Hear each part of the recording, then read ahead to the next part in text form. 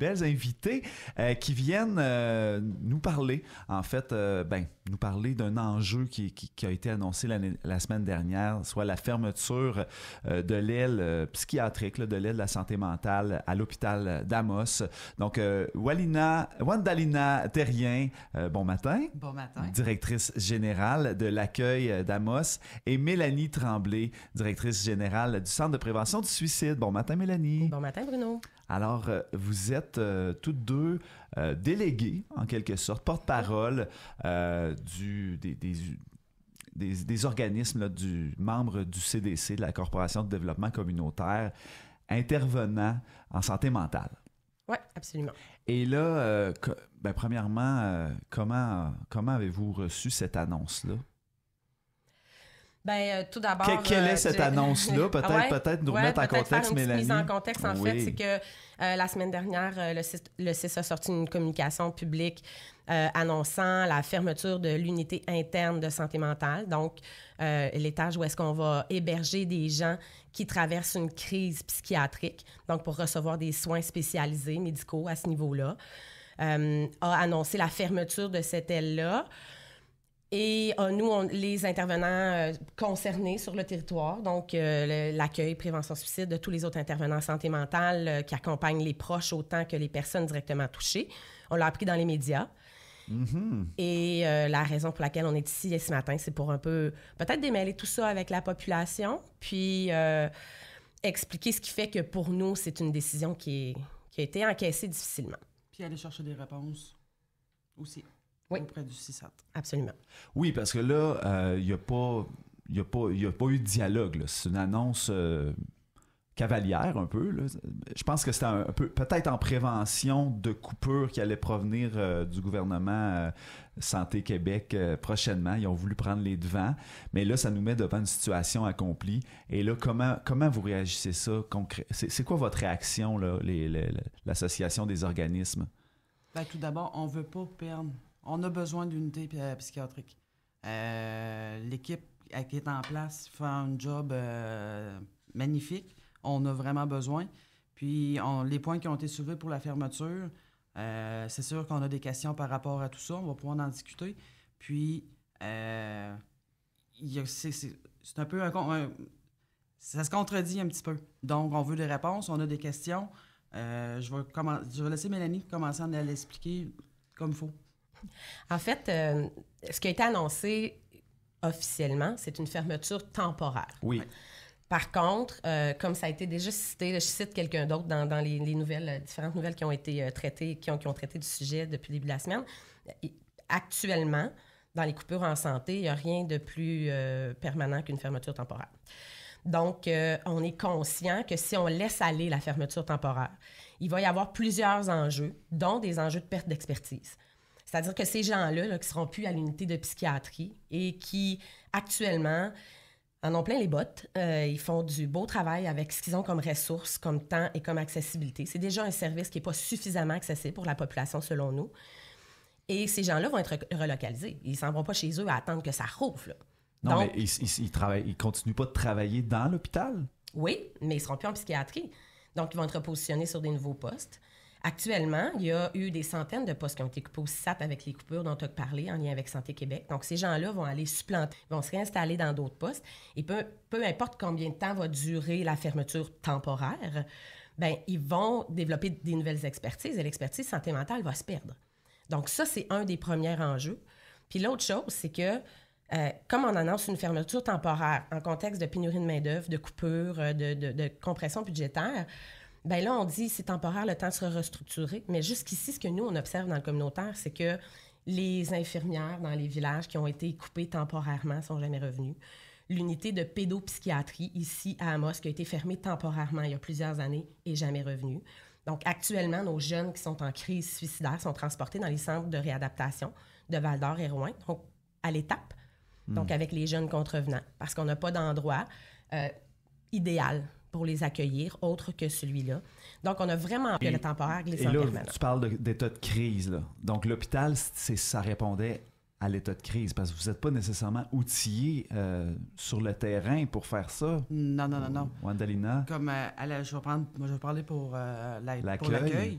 c'est santé mentale, dépendance, itinérance. Mais il faut que la personne soit stable. Ouais. Elle ne peut pas arriver toute désorganisée. Il faut qu'elle ait une stabilité. Donc, oui, ça peut arriver. Puis je dirais qu'on n'abuse pas du système, pas du tout, parce qu'on a quand même une bonne équipe, on travaille bien. Ça arrive qu'il y en a qui vont aller utiliser les services, mais pas à outrance. Puis, tu sais, de dire qu'on va prendre...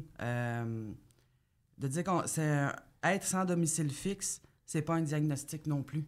Donc, puis ça, c'est une chose qui a été soulevée, parce que souvent, quand ils arrivent à l'hôpital, automatiquement, ils ont comme une étiquette. Mais non, être sans domicile fixe, c'est pas un diagnostic.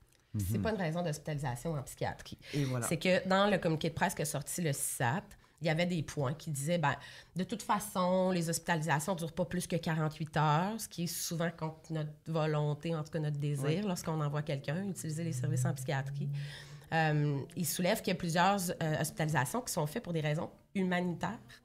Moi, je travaille dans un centre de prévention du suicide et je confirme qu'on n'envoie personne en psychiatrie pour être accueilli là-bas pour des causes humanitaires. Je veux dire, il y a d'autres portes. Il y a d'autres portes, dont l'accueil, qui fait très bien son travail, dont les autres ressources d'accompagnement. Donc, pour nous, les raisons qui sont soulevées là-dedans ne sont pas viables. Ils nous disent qu'ils ont fait une analyse rigoureuse. Et nous, on était 11 personnes, 8 groupes représentant la population pour des services en santé mentale vendredi dernier quand on s'est rencontrés. Et notre analyse rigoureuse du terrain était à côté de ce qui est présenté ici. Alors, c'est quoi la réalité présentement? Là, admettons le nombre d'interventions d'urgence, le nombre d'interventions, grosso modo, là, parce que vous êtes sur le terrain. Là. La crise, elle existe? En fait, moi, je vais faire comme Wendalina, je vais prendre mes statistiques à moi en prévention du suicide. L'année passée, dans l'année qui vient de se terminer, 2024-25, il y a eu une augmentation de 340 % des demandes pour la personne directe. Donc, moi, en 8 ans, là, je n'ai jamais eu une aussi grande augmentation. C'est 34 interventions auprès d'une personne suicidaire qui ont été réalisées dans la dernière année. C'est énorme. Les premières années, là, moi, que j'ai commencé au CPS, ça n'avait rien à voir avec ça. Et l'an passé, l'année de comparaison, c'est 10. On est à 34. Je suis un organisme communautaire avec des services directs à la population sur une base volontaire et pas en situation de crise. Parce que partout dans les organismes communautaires, même si on a des expertises pour chacun des domaines qu'on défend, on n'est pas équipé pour nos ressources humaines, pour nos locaux, puis pour les ressources financières qu'on a pour accueillir une personne en situation de crise. Dans les réponses que donne le CIS, il y a des alternatives. Ils disent, cette hospitalisation-là pourrait de toute façon être comblée par d'autres types de services. Nous, on fait partie des services, je pense, qui sont identifiés, même si on n'a pas été consulté. Mais c'est pas vrai qu'on peut assurer ça. Et là, ça serait quoi les demandes là, de votre... De votre association, en fait, là, de la corporation, les demandes auprès du CI3S, est-ce qu'ils vous ont invité à discuter? La rencontre va être sollicitée. Assurément que ces questions-là qu'on soulève ce matin, il est lundi matin, on s'est rencontrés vendredi après-midi. Oui, on est vite, là. On est là. Bruno, là. Oui, puis c'est parfait. Oui. Parce qu'un des objectifs pour venir ici ce matin, c'était de démêler ce dossier-là. Oui. Mais pour citer Carole Boucher, la directrice de la Corporation de développement communautaire, il n'y a jamais de grand changement social qui se fait sans indignation. Voilà. Et ce matin, on a envie de susciter l'indignation en lien avec la fermeture de ce service-là pour notre population. Les gens qui se retrouvent à l'unité de santé mentale interne ici à l'hôpital d'Amos, s'ils ne sont pas traités ici, ils vont être transportés. Ils vont être transportés du côté de Val-d'Or, Rouyn, Malartic. Les lits de crise, Lassar. Les lits de crise dont il est question là-dedans qui seraient un service alternatif, ce ne sont pas pour des personnes qui sont désorganisées, intoxiquées ou en situation de crise violente, par exemple. Donc, c'est des services qui sont libres et volontaires sur une personne qui a terminé son sevrage, qui, lui, doit le faire en centre hospitalier.